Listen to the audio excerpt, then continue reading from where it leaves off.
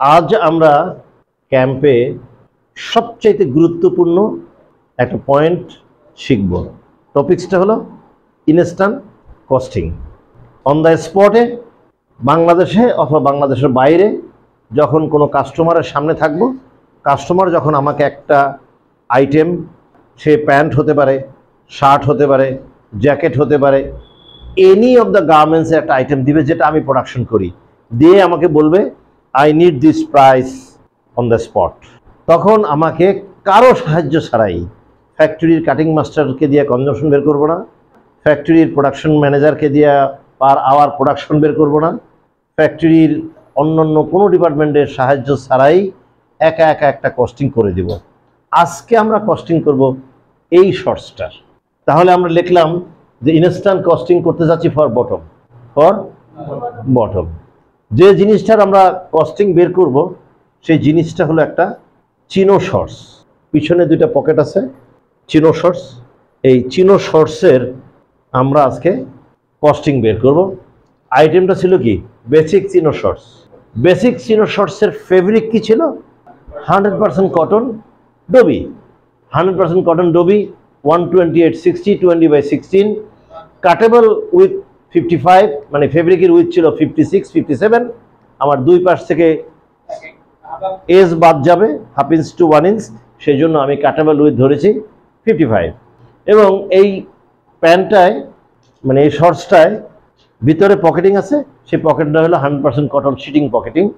100% cotton শিটিং পকেটিংয়ের সেটারও আমরা with ধরেছি ফেব্রিকের উইথ 56, 57, মানে কাটেবল উইথ হলো 55। এখন এই প্যান্টটা প্রথমেই আমাকে জানতে হবে, কনজামশন বের করতে হবে, কত গজ কাপড় লাগে। এই কনজামশনটা বের করতে গেলে যে জিনিসটা আমাদের দরকার, বেসিক স্পেক্স।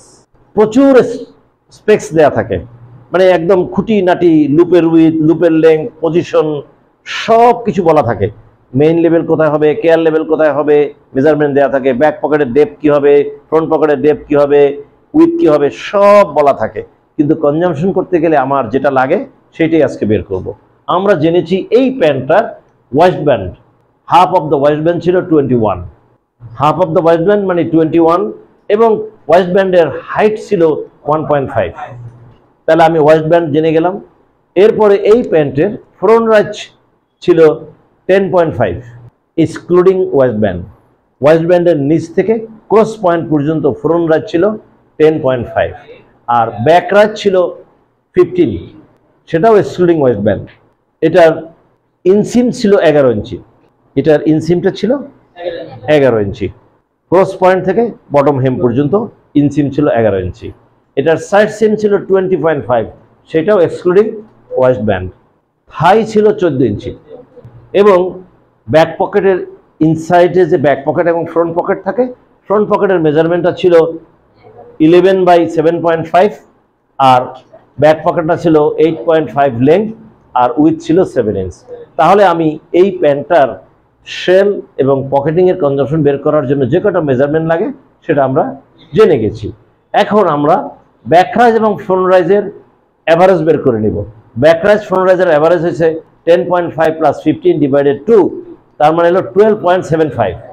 এই 12.75 এর সাথে ইনসিম যোগ করলে আমরা টোটাল লেংথ পেয়ে যাব। টোটাল লেংথ পাইছি 11 + 12.75 মানে 23.75। কিন্তু আউটসিম ছিল 20.5। তাহলে আমরা কেন আউটসিম ধরলাম না? কারণ প্যাটার্ন তৈরি করার সময় একটা শেপ থাকে প্যাটার্নে, সেই শেপটার কারণে আমাদের ওই কমপ্লিট গার্মেন্টসে যে মেজারমেন্টটা পাই সেখানে আউটসিমের চাইতে ইনসিম এবং ব্যাকরাইজ ফ্রন্ট রাইজের অর্ধেক যোগ করলে সবসময় আউটসিমের চাইতে 2 ইঞ্চি 3 ইঞ্চি বড় হবে। সেই জন্য আমি আউটসিম কনসিডারেশন না নিয়ে ব্যাকরাইজ ফ্রন্ট রাইজের অর্ধেক করলাম, আর সেটার সাথে ইনসিম যোগ করে আমরা পেলাম 23.75। এবং এটার যে থাই, প্যান্টের সবচাইতে চওড়া জায়গা, হেম এবং ওয়েস্ট ব্যান্ডের চাইতেও চওড়া জায়গা হলো থাই। তাহলে এই প্যান্টের যে ফ্রন্ট পার্ট বা ব্যাক পার্ট, সেটার জন্য আমার এই সবচাইতে চওড়া জায়গাটা হলো থাই পয়েন্ট। থাইয়ের মেজারমেন্ট ছিল 14, এবং 14-এর সাথে আমরা আরও 1/2 ইঞ্চি সুইং অ্যালাউন্স যোগ করে নিয়েছি। আর লেংথ ছিল 23.75। সেই 23.75-এর সাথে আমরা ফ্রন্ট রাইজে যে ইনলে ঢুকেছিল সুইং ইনলে সেটা যোগ করেছি হাফ ইঞ্চি।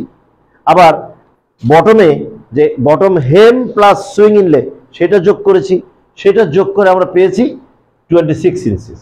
এই 26 ইঞ্চিস হলো আমাদের বডি লেংথ। এখন এই বডি লেংথটাকে যদি আমি ফেব্রিকটা যদি হয় 56 57, আমি কাটেবল উইথ পাবো 55।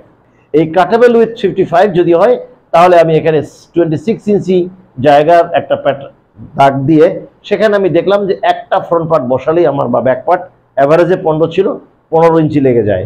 সেই হিসাবে আমি এখানে 3টা পার্ট বসাতে পারি। তাহলে 1 2 3 আমরা দেখলাম যে কি করে আমার বডিগুলো বসার পরে কিছু জায়গা থেকে যায়, সেখানে আমি কিছু স্মল পার্টস বসানোর জন্য জায়গা রেখে দিলাম। এখন আমি বের করলাম যে বডিতে আমার কত গজ কাপড় লাগে। এই প্যান্টটার 2টা ফ্রন্ট পার্ট 2টা ব্যাক পার্ট 4টা বডি, তাহলে 1 ডজন প্যান্টে আমার 48টা বডি লাগে। 4 × 12 48টা বডি লাগলে আমার টোটাল প্যাটার্নের লেন্থ ছিল 26।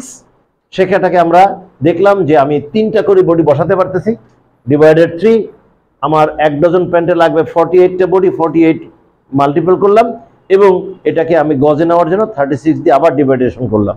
তখন দেখা গেল আমার অ্যাভারেজ কনজাম্পশন হলো শুধু বডিতে 11.56, শুধুমাত্র বডিতে। তারপরে আমি ধরলাম ওয়েস্ট ব্যান্ড। ওয়েস্ট ব্যান্ডের লেংথ আছে আমার এখানে, টোটাল ছিল হাফ ছিল 21, সেই 21-এর সাথে আরও হাফ ইঞ্চ ইনলে মানে 1 ইঞ্চ এবং 2 ইঞ্চ ওভারল্যাপ, তার মানে টোটাল 42 প্লাস 3 45। তাহলে টোটাল লেংথ হলো ওয়েস্ট ব্যান্ডের 45। এই 45 লেংথে আমার ওয়েস্ট ব্যান্ডের হাইট ছিল 1.5 ইঞ্চি, হাফ ইঞ্চি ইনলে উপরে, হাফ ইঞ্চি নিচে, তাহলে 1.5 ইঞ্চির সাথে আরও 1 ইঞ্চি সুইং ইনলে, তাহলে ওয়েস্ট ব্যান্ডের হাইটটা হবে কাট ফেব্রিকের হাইটটা হবে 2.5 ইঞ্চি। আমি এখানে 2.5 ইঞ্চি করে বসাই দেখলাম যে আমার 55 ইঞ্চির ভিতরে আমি 22টা বসাইতে পারতেছি।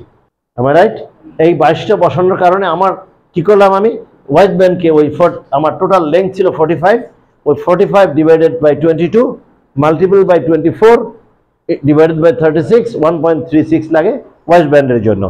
সো ওয়েস্ট ব্যান্ডের জন্য পেলাম 1.36 আর মেইন বডির জন্য পেলাম 11.56। আর আদার্স কিছু কিছু ছোট পার্ট আছে, যেমন জিপার লাগানোর জন্য বা বাটন লাগানোর জন্য ফ্রন্ট ফ্লাই, তারপরে পকেটের জন্য ফেসিং, ফ্রন্ট পকেটে ফেসিং, ব্যাক পকেটে ফেসিং, লুপ, সব কিছু মিলে আমি একটা, যেহেতু আমার এখানে কিছু এক্সট্রা কাপড় থেকে গিয়েছিল এই জন্য আমি কম ধরেছি। যদি এই এক্সট্রা কাপড় না থাকতো তাহলে আমি আরও বেশি ধরতাম। জাস্ট একটা অ্যাভারেজে আধা গজ ধরে নিয়েছি। আমার অ্যাভারেজ কনজাম্পশন 13.42। এর সাথে আমি cutting allowance, swing allowance, washing allowance এবং শ্রিঙ্কেজ অ্যালাউন্স যোগ করে আমি পেলাম ফাইনাল কনজাম্পশন ইজ 14.25। আর পকেটিংটা আমি এখানে বের করলাম, যে পকেটিংটাকে আমি দেখলাম একই উইতে কাটবো। পকেটিংয়ের টোটাল লেংথ আছে 11 ইঞ্চ ফ্রন্ট পকেটে, তার মানে ওখানে হাফ ইঞ্চি 1 ইঞ্চি ইনলে আছে, তাহলে আমি এখানে 12 ইঞ্চ ধরলাম। 12 ইঞ্চিতে আমার আর পকেট ব্যাগের উইথ ছিল 7.5, 7.5-এর সাথে হাফ ইঞ্চ 1 ইঞ্চ ইনলে, তার মানে 8.5। 12 ইঞ্চি জায়গার ভিতরে আমি 8.5 করে আমি এখানে বসাতে পারতেছি 6টা। তাহলে আমার একটা গার্মেন্টসে 4টা পকেট মানে 8টা পকেট ব্যাগ লাগে, পকেট পার্ট, তাহলে 1 ডজনে 96 লাগে।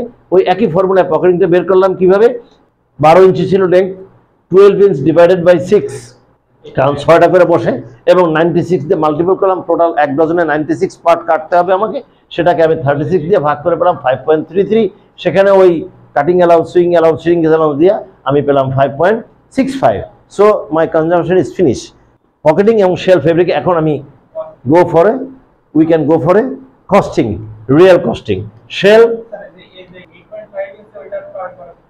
কাটেবল উইথে 14.25 কনজাম্পশন লাগে।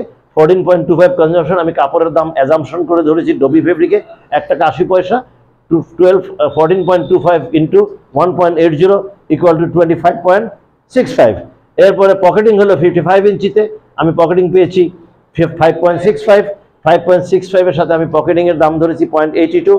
এটা লোকাল ফেব্রিকের, আমি চায়না থেকে কিনলে আরও সস্তা কিনতে পারবো। আমি যখন অর্ডার করবো তখন চায়না থেকে কিনবো না, বাংলাদেশ থেকে কিনবো, ডিসিশন নিতে পারবো। আমি এখানে 82 ধরলাম, 0.4.63 আসলো। এটা ট্রিমস কস্ট, যেহেতু জিপার নাই শুধু বাটন, ট্রিমস কস্ট আমি অ্যাভারেজে $9 ধরলাম। এটা $8 হতে পারে, আবার $8.5 হতে পারে, আবার $9 হতে পারে, আমি $9 ধরে নিলাম। এরপরে গার্মেন্ট ওয়াশ আমি এটা 80 সেন্টেও করাতে পারি, but I will go for a good garment wash, যারা ভালো কোয়ালিটির গার্মেন্টস ওয়াশ করে, আমি সেখানে 1.25 দিলাম। আর আমার factory cost of manufacturing CM হলো $20, কোথাও কোথাও $24, $26, $28 হতে পারে, বাট মিনিমাম $20 নিচে কেউ করবে না। আমি $20 ধরলাম। আর আমার commercial cost, buying house commission, transportation, CNF, LC, others সব কিছু মিলে 6% বা 5% আমি ধরি, তাতে আসে 3.03। তাহলে টোটাল আমার হলো 63.56 হলো পার ডজন। তার মানে পার পিছে ডিভাইডেড বাই 12, পার পিছে 5.30 per piece price. FOB Chittagong, FOB মানে চিটাগাংয়ে মালটা ফ্রেট অন বোর্ড, আমি জাহাজে পৌঁছে দিলাম, বাদ বাকি বায়ারের দায়িত্ব। পরবর্তীতে আমরা শিখে নিব যে এই যে এফওবি লিখলাম এটা আর কি কি ধরনের প্রাইস হতে পারে। সিআইএফ হতে পারে, সিএনএফ হতে পারে, ডিডিপি হতে পারে, এলডিপি হতে পারে, সেগুলো আমরা জেনে নিব। বাট এই মুহূর্ত পর্যন্ত আমরা এফওবি শিখলাম, বাকিটা পরে শিখব। ধন্যবাদ সবাইকে।